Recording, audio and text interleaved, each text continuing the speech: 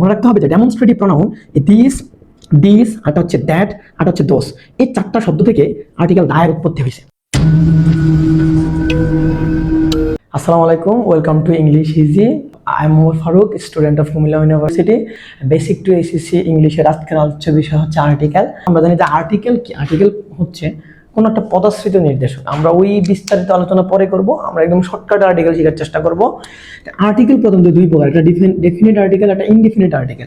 তাহলে definite article হচ্ছে দা, আর indefinite article হচ্ছে এ বা এর। মনে রাখতে হবে যে ডেমনস্ট্রেটিভ প্রোনাউন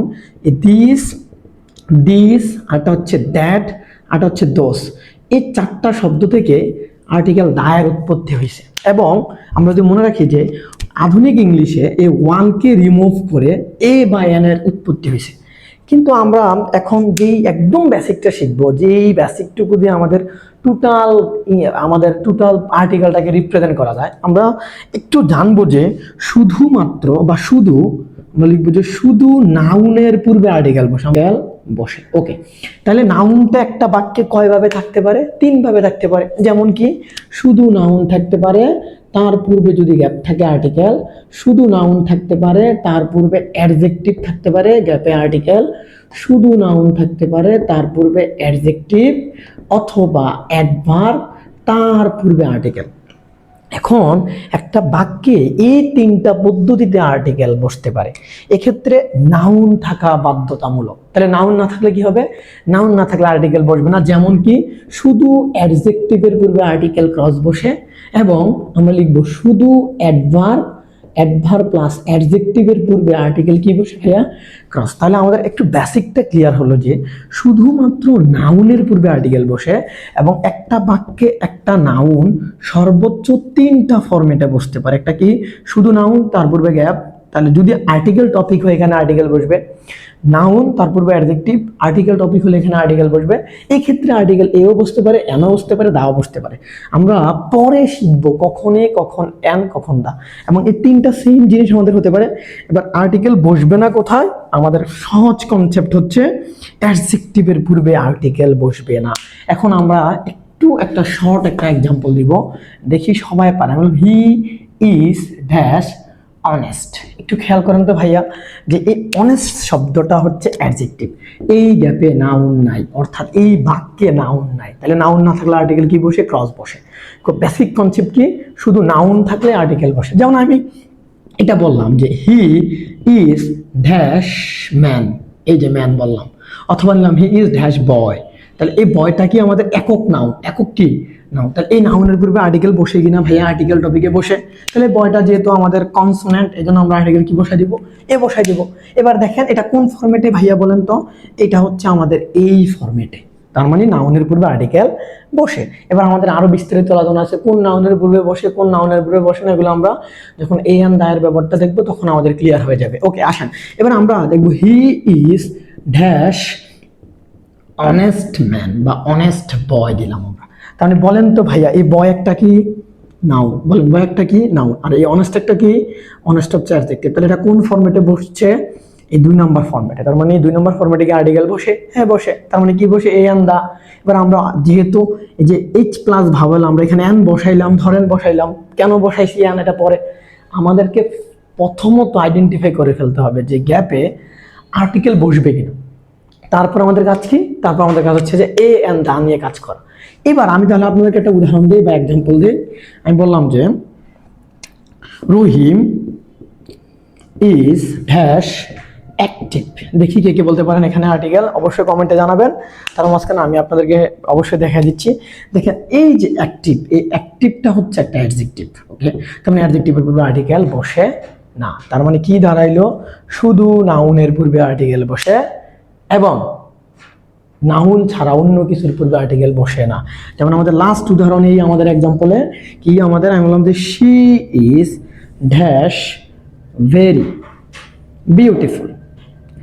বিউটিফুল। আচ্ছা, এই বাক্যে কি আর্টিকেল বসবে কিনা দেখেন তো, বলেন।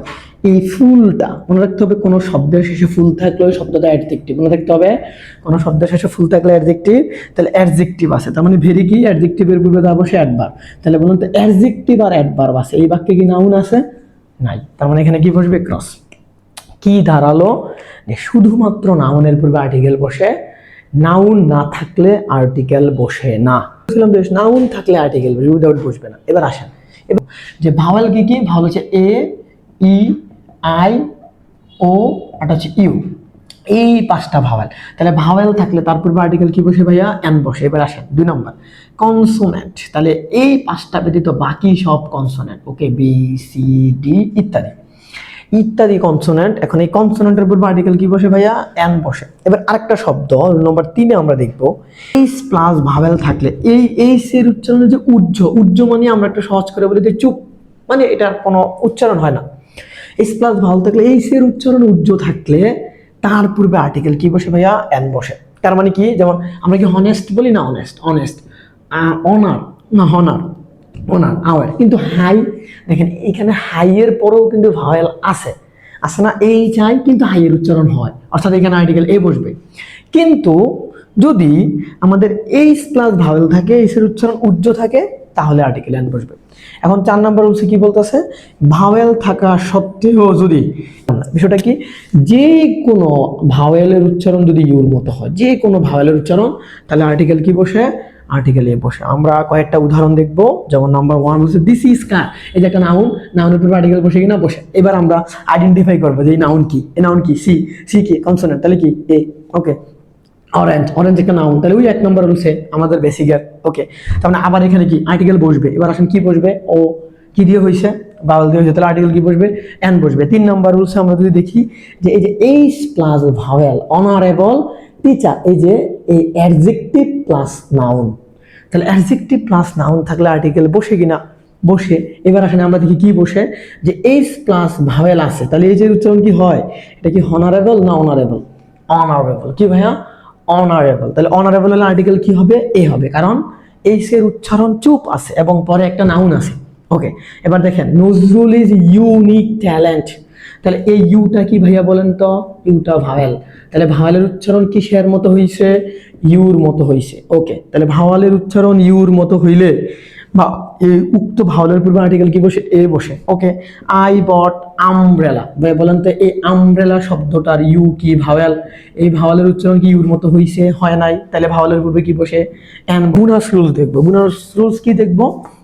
বোনাস রুলস হচ্ছে আমরা দেখব যে মনে রাখতে হবে এই ওয়ান ধারা যদি কোনো শব্দ হয়, ওয়ান, তাহলে আর্টিকেল ওয়ান কি ভাওয়াল না? কিন্তু না, এ হবে। ওয়ান হলে এ হবে, মনে রাখতে হবে। ওয়ান বললাম, হি গ্যাভ মি ড্যাশ 1 টাকা, 1 টাকা, তার মানে এই ওয়ান থাকলে কি হবে? আর্টিকেল এ হবে। ক্লিয়ার? ওকে। আমরা কোনো কোনো শব্দ সংক্ষেপ, এবার এই শব্দ সংক্ষেপটাকে ইংলিশে বলা হয় অ্যাব্রিভিয়েশন। কি বলা হয় ভাইয়া? অ্যাব্রিভিয়েশন। আচ্ছা, অ্যাব্রিভিয়েশন মানে কি? শব্দ সংক্ষেপ। কোন শব্দ সংক্ষেপ যদি, এখন সব এফ, এইচ, এল, এম, এন, আর, ও, এস, এই বর্ণ দ্বারা যদি কোনো শব্দ সংক্ষেপ হয়, তাহলে তার পূর্বে আর্টিকেল কি বসে? এন বসে। তার পূর্বে কি হয়? এন। আর এই বর্ণ এখানে মনে রাখতে হবে, এফ, এইচ, এল, এম, এন, আর, এস, এই বর্ণগুলো দ্বারা যদি কোনো শব্দ সংক্ষেপ হয়, তাহলে তার পূর্বে আর্টিকেল এন বসে, অন্যথায় এ বসে। অর্থাৎ এইগুলা ছাড়া যদি তার বাইরেও কোনো শব্দ সংক্ষেপ হয়, তাহলে তার পূর্বে আর্টিকেল কি বসে?